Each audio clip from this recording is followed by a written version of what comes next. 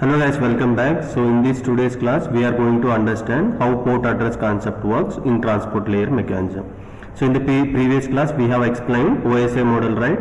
So there we have something called as the assigning of the port address from the source mission to the destination mission that can be performed by the transport layer. So in this today's class we will try to understand what is the use of port number, what will be happen if you don't have the port number, right? Whether we can able to access the particular process or not, we'll see practically in this today's session, right? So for demonstration this topic, I'm going to take the instance or system from the, I'm going to use this one, Amazon Web Services. So this is the EC2 instance they call in case of the Amazon Web Services. So this system I am going to consider. So the moment if I click on the connect, so that we can able to log in, right? So what is the method we are using for the login is that, for example, suppose see that this is the instance running. So what is the name of that computer? So right, so if I click on that particular system, so we have these many ways to connect to the particular system or instance. So this is one way, then using session manager, then using one more protocol as the SSH protocol. So if you see that what is the protocol here, we are using SSH protocol. So what is the port number of SSH, right? What is the port for SSH?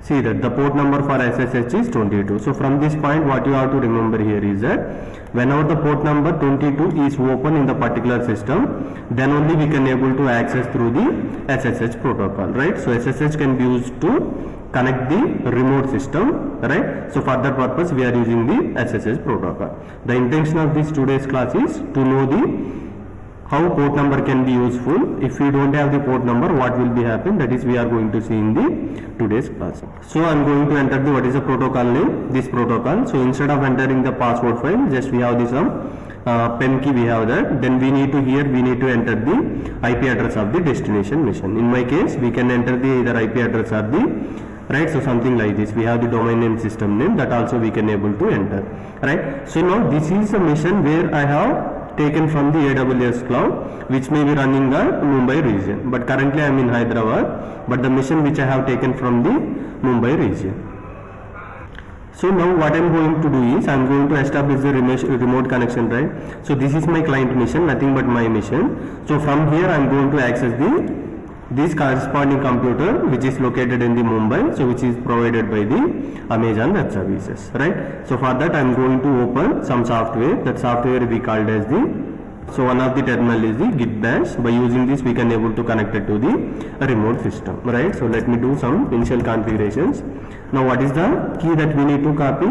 This is the key, right? So if you want to connect this protocol we need to use, this is the IP address of the system, this is the password file we have, right? So now just I am going to paste here, right? Now see that what will be happen.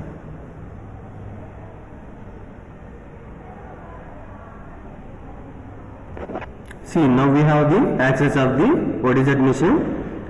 Amazon Linux mission. So where we are getting from the Amazon Web Services. What is the IP address of that particular mission? This is the IP address. It means that by using which protocol? By using SSH protocol, I can able to access the remote system which is located at the Mumbai, right? So I am going to get this access to the particular system. Now which protocol we are using? SSH protocol. What is the port number it is using? 22. It means that, so here we are entering the IP address, right? This IP address of the destination device, right? This is the IP address of the destination device. So it means that if you want to communicate from your PC to the destination device, we require the IP address. What is the use of IP address? Just it is used to identify where your destination device is located. But out of this, what is the process? There are multiple processes running inside of the server. Out of this process, which one I require? I need to connect with the SSH services. So for that, each process will be operated with some port number, right? So what is the port number for SSH? The port number is the 22. Now we will see practically where we have given that port number, everything, right? So the moment if you click on this mission, right? So this is my mission, right? So here we will be having something called as the security.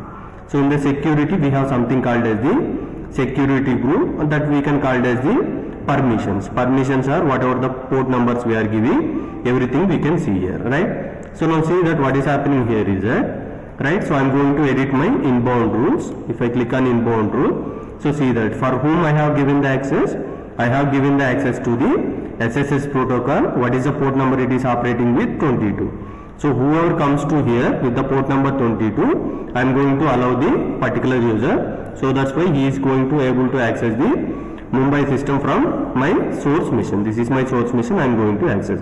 Now what I am going to do is, somehow I am going to delete this port number, right? Now if I delete this port number, right, so let me save the rule. Now we don't have any port, right? Means that particular port number is the disabled, right? Now what will be happen means, again if you see that, again I am going to back to my machine. Let me exit again. So one more time I will be connecting here. So let me open freshly, right?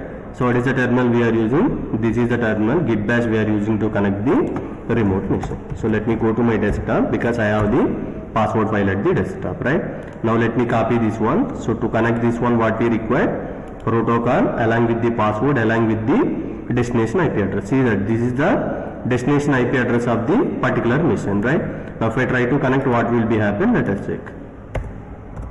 Right, now what will be happen? It will not connected to the destination machine. Can you able to identify why it is not connecting to the destination machine? Because in the server we don't have any something called as the protocol number is the 22. If you observe here, we don't have any protocol is the 22. It means that the server machine, it is not going the allowing the 22 port number. So it means that if you don't have the port number, you cannot able to access. So from this point, what you have to understand is, if you want to communicate from source machine to the destination machine, the IP address is mandatory, right? So the IP address will take you to the destination machine. It doesn't mean that the complete process is completed. It means that in destination machine there are multiple processes running. Each process will be having the unique identification. That is what we call as the port addressing. This will be assigned by transport layer. Now we have seen practically port number 22 for SSH. That 22 is the port number. If it is enabled, then only you are going to get the access. If this particular port is disabled, even though you are entering the correct IP address also, you cannot able to get the access with the remote machine, right? So this is how the port number will be work in the real-time scenario. I hope you understand what is the use of the port concept, how it will work, then what is the use of the port addressing mechanism. Thank you.